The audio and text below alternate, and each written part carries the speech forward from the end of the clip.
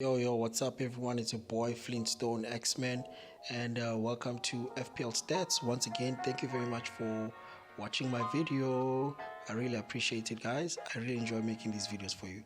So today, I'm gonna make a slightly longer video than usual. I'm sorry for that, because I know in FPL we just want like quick fixes to our teams and stuff. I'm just gonna show you my method in how I go about picking my teams and so on, week in, week out. Those of you who've been following my channel would know by now that I have this tool that I created on Excel, which basically has all the teams, which is what you can see on your screen at the moment, along with their next three opponents, along with their performances versus their next three opponents last season and over the past 5 years, as well as their form this season for the past 3 games, as well as the expected goals, the XG, and a projection as well. So basically, guys, the first thing I do when I go about picking a player or a team is that I start by sorting these on the FPL difficulty rating. Obviously, the lower it is, the better the team, and then I just go through the teams. At the top, we have Aston Villa. They have Norwich at home, Watford away, and Burnley. The reason why it says -1 in goals last season is obviously because Aston Villa were not in the league last season. So I just make it a -1 so that my calculations don't get affected by it. So we don't really have much history on Aston Villa. So the only thing we can really go by is their current form. And their current form is not great because they've only been scoring 0.7 goals per match in the past 3 games, and they've been conceding like 3 goals per match, which is like insane. They're only taking almost 3 shots on target, and they're conceding twice as many shots, which makes sense given how many goals they concede. And if you look at their XG, it's only saying they should be scoring 1.4 goals, and their XG against is saying they should be conceding 2 goals. So they've been horrible. Yeah. So then my expectation, according to my own calculations and stuff, is I expect them to score 1 and concede 3. And then the next team is Watford. I really don't understand why Watford is here. It doesn't make any sense. Both these teams, and the only reason why it's like this is because FPL don't really update the FPL difficulty rating. Like, they do it once in the season and like that's it. And then that kind of sucks because there's no ways that a Watford playing Sheffield United away is a green fixture for United, but it's also a green fixture for Sheffield. I don't think it's a green fixture for Watford. I meant Watford. I don't think so. I think this is going to be a tough game for Watford. Because Sheffield United have been in form of late. So anyways, let's go by it because we are a stats channel, so stats, whatever stats. So anyways, if we look at Watford versus obviously it's only Wolves because Aston Villa and Sheffield United were not there in the league last season. They scored 1 goal last season and they conceded 2, and over a 5-year period they score about 2 goals versus these teams. And then if we look at it, I think what I need to do is this. I need to freeze this. Freeze. Okay. No, that didn't work. I wanted to freeze this. Cool. Okay, and then if we look at their form, it hasn't been great.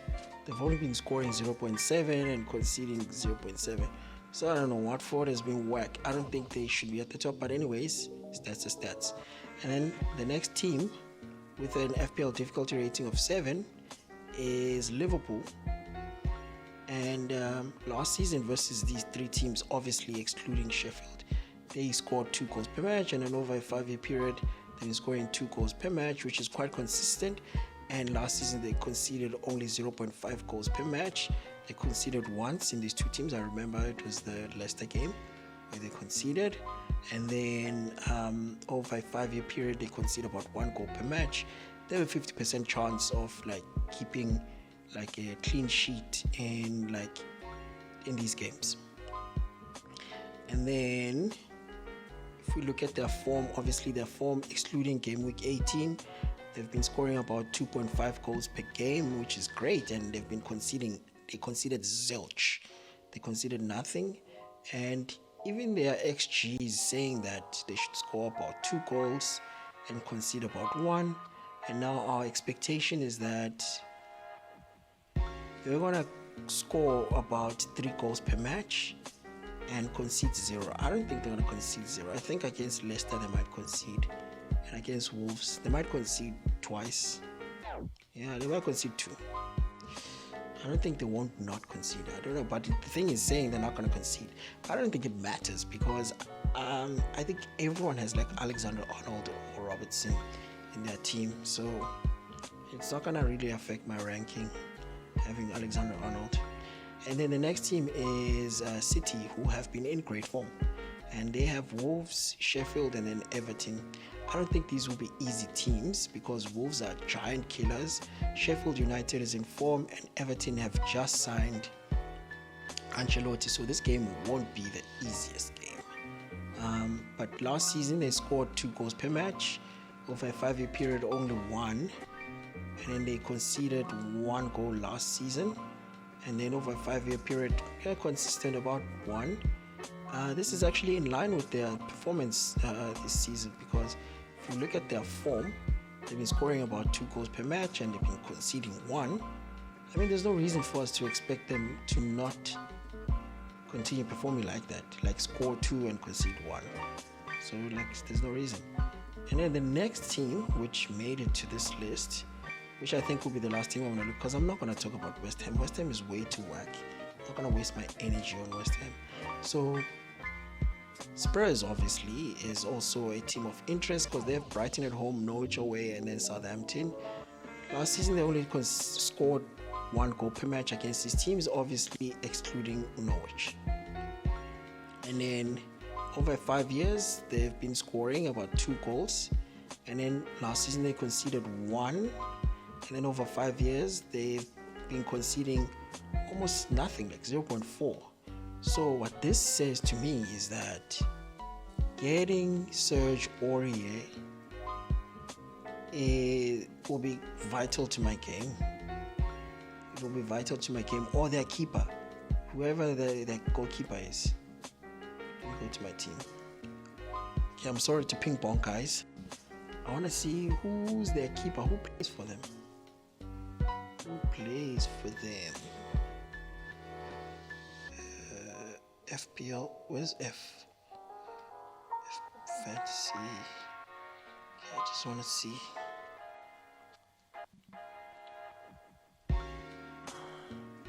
It's weird how slowly my pages load, but like I have a relatively fast internet speed.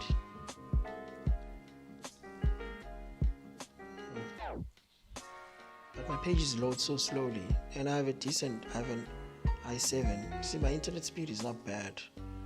It's like 100. I have 100. Well, it's not bad.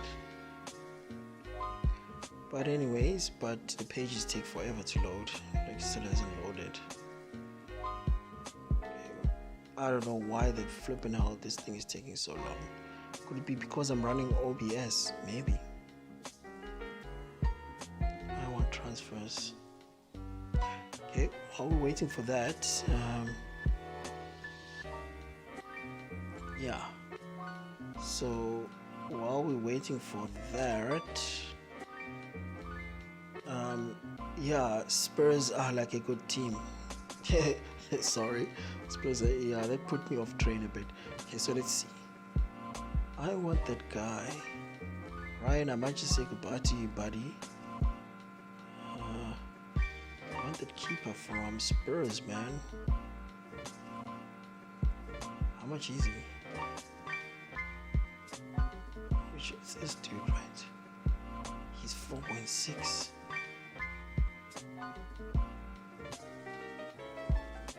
4 point flip at 6.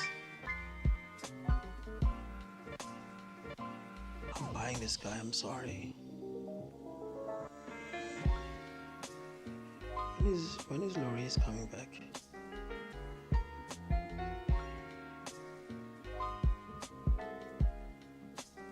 Or should I get Surge Warrior?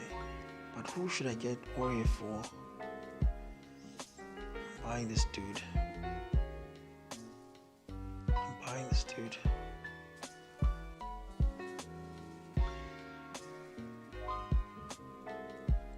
I'm gonna buy this dude. I don't think I'm gonna want Ryan again. The thing is, when Loris comes back, what's gonna happen? I'm buying this dude. I'm actually buying this dude. No, I'm making this happen. I have no reason not to buy this guy. Like, I literally don't have a reason not to. Okay, well, I do have a reason. My reason is obviously that when I need Ryan back, I won't be able to afford him. I'll need to do some other moves. But I think I'm buying this guy.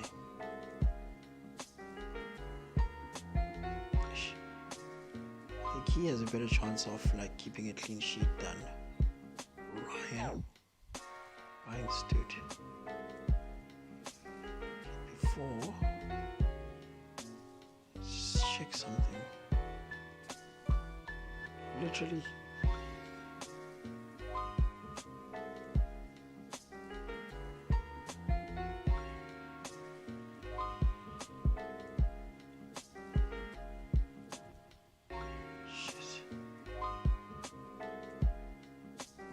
I want to buy him. Okay, I'm not gonna buy him now.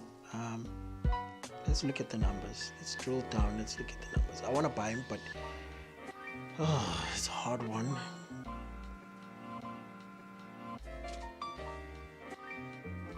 No, man.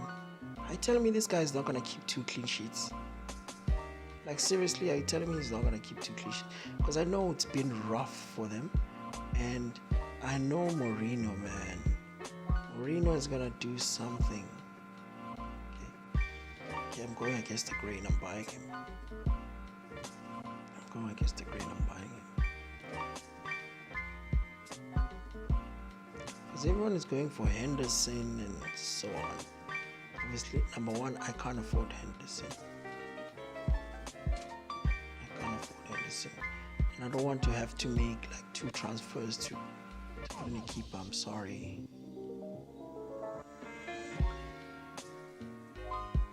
Done.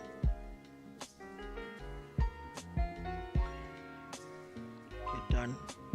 So that's my new keeper.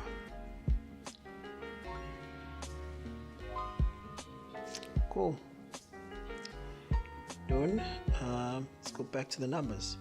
Anyways, yeah, so when it comes to FPL difficulty rating, I'd say the teams to look out for are the obvious ones: Spurs, Liverpool, and then City. Because Aston Villa, Watford, and West Ham are shit teams.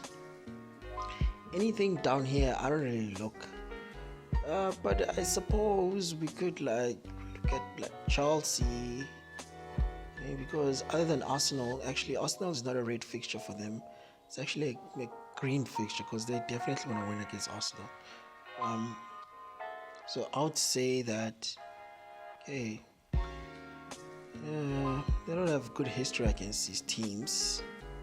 Last season scored only 0.7, and over 5 years they've been scoring only 1.7. And then if you look at the form, they've been scoring only 1 goal per match. So I have Abraham in my team. I think I'm gonna toss him before the game starts. I think I'm gonna toss him. I don't know. I think so. Anyways, below that, I don't think it's worth looking at. Okay, and then the next thing I like doing is that obviously I look at the performance from last season versus whatever opponent they're playing. Don't mind these NAs, it's only because these teams were not in the league last season or it's whatever. Yeah, it's basically that's what it means. So now, United. against Newcastle at home. Last season they scored 3 goals, and right now United is under the pump because they lost 2-0 to Watford, and now they have Newcastle at home. They're gonna want to show a reaction, a big reaction, and Pogba is back. So perhaps, I know I said this in the last video and I got burnt, perhaps investing in some Man United players is not such a bad idea. Perhaps it's not, right? So yeah, I think I'm expecting big things from these guys. I really am. I'm a Liverpool supporter. I hate United, but I'm expecting big things from these boys in these 2 games. Alright, in these 3 games. Yeah. So if we look at their thing, if we look at their form, right? They've only been scoring 1 goal per match, and they've been scoring 1.3. The expected goals, however, he's saying they should be scoring almost 2 goals per match because they are missing chances. You know, they're missing chances like crazy. So my calculations are saying that they should score about 1.5 goals per match, which I think is like, yeah, I think it's doable. And then the next teams, which scored at least 2, were of the obvious ones. Liverpool, well, Everton made it to the list. And then, so Everton is an interesting one because there's a whole bunch of people that are going for Richarlison. I personally don't think I can fit him into my team the way my team has been set up. But there are people who are going for Richarlison, and I could understand why, because I mean, if you look at these results that they had against these teams last season, like Burnley, Newcastle, and City, and given that they've just signed Ancelotti, they're going to be pumped. I mean, they're going to score some goals. So maybe it's a train I don't want to miss, but maybe it's a train I don't really care about missing. I don't know. Personally, if you want, if you're interested, let's look at their form. So their form says that they've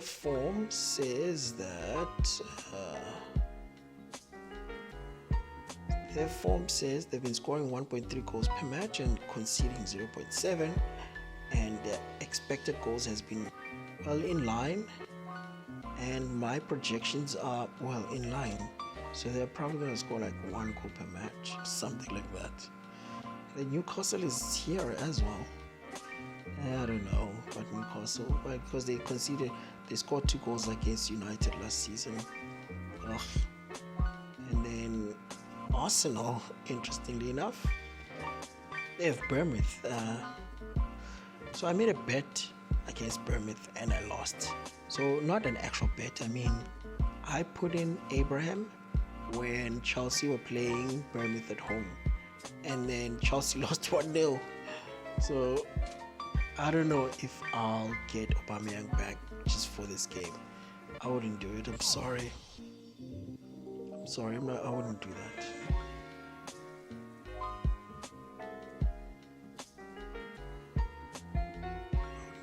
I'm sorry. Okay, so and then the last team is Newcastle United, and obviously Liverpool is there. Interestingly enough, City is not, because like I said, Wolves are giant killers. But anyways, and then the next thing I do is I look at conceded goals. Obviously, we need to see. So I want to see teams that are going to concede a lot of goals. Obviously, this is stupid. Okay, I want the teams that concede the least goals. So we are talking about Everton against Burnley. Last season conceded nothing. Spurs against Brighton last season, they conceded nothing. Chelsea against Southampton last season, they conceded nothing, and Southampton didn't concede anything. And then those are the teams that didn't concede anything, which is interesting. Let's look at these teams in terms of their form this season. none. Oh. So well, their forms when it comes to conceded goals this season is around about one. So well, that didn't work, and we're like expecting them to concede about one goal per match. But I made that play. You guys saw it. You saw it in plain sight. I put in that Spurs keeper because I think they're gonna keep a clean sheet. I know the numbers are saying otherwise, but I think Spurs is gonna keep a clean sheet against Brighton at home. Okay, and then the next thing I do is that I sort the teams on form, like teams that will be scoring the most goals, and Liverpool is at the top, so it is crucial for you to have Mane or Salah in your team. Salah of late has been showing some form. Like I'm feeling some type of way, man. I feel like I should like toss Mane and get Salah type of situation, but it's like you pick whichever one, and then I don't know. But if I see that Salah's form he continues to rally, I'm gonna have to jump ship. And then the next team is obviously Spurs, because they've been scoring some goals. And then City, it's the obvious ones. And then Leicester. The not so obvious one is Wolves. I had Jimenez. I sold Jimenez for Abraham. I am living to regret the decision. And then Sheffield United. But the thing is, the reason why I sold him is because Jimenez has City and then Liverpool, bro. Like I can't keep this guy when he has these fixtures. Seriously, man. And then Sheffield United, which are also like a good option. And then the next thing I do is obviously I want to see teams that I want to concede a lot of goals, and then I want to see who's playing them. So Aston Villa is going to not concede, but their form is not great, and they're playing Norwich. I do have Cantwell. And then Leicester is playing Liverpool. I do have someone from Liverpool. And then Wolves is playing City. I do have someone from City. And then Norwich playing Aston Villa. I don't have anyone from Aston Villa. So maybe this is the team. This is where, if you're doing like an analysis, this is where I'm missing. And then Burnley against Everton. I don't have any players from these teams. So that's another one that I'm missing. Okay, and then obviously I'm going to sort on the smallest to largest. I think Liverpool should be at the top. Yeah, Liverpool have not been conceding anything. I have someone who defends from Liverpool. And then Sheffield United, we all have Lundstrom. And then Everton. Well, I'm not going to talk about the 0.7s, guys. Like, come on, seriously. But maybe I could, because it means they want to keep at least one clean sheet in their next 3 games. Something like that. So Everton are represented. Newcastle, no. Watford, no. Crystal Palace, on the other hand, I have Kelly. And then Spurs, you just saw me put in their keeper. And then that's it. And the last final thing, or the last two, is that when I look at the expected goals, the actual measure, to see who's actually creating serious chances. City, I have someone from there. Chelsea, I have someone from there. Liverpool, I have someone from there. United, I have someone from there. Leicester, I have someone from there. Southampton is the one that I missed. I'm so pissed off because in the last game week, I wanted to put in Ings, and then I was like, nah. And then he ended up scoring 2 goals. I'm so pissed. But anyways, it is what it is. So now let's look at that XG against. Liverpool's at the top. Oh, yeah. Now let's look at my projections. Let's see. Liverpool is at the top with almost 3. Sheffield United, Manchester City, Leicester, Wolves. I'm not represented with Wolves, man. I need someone from Wolves. and then United. Yeah, guys, so I showed you exactly how I go about picking my teams. I look at the numbers. I really drill down. I look at the numbers.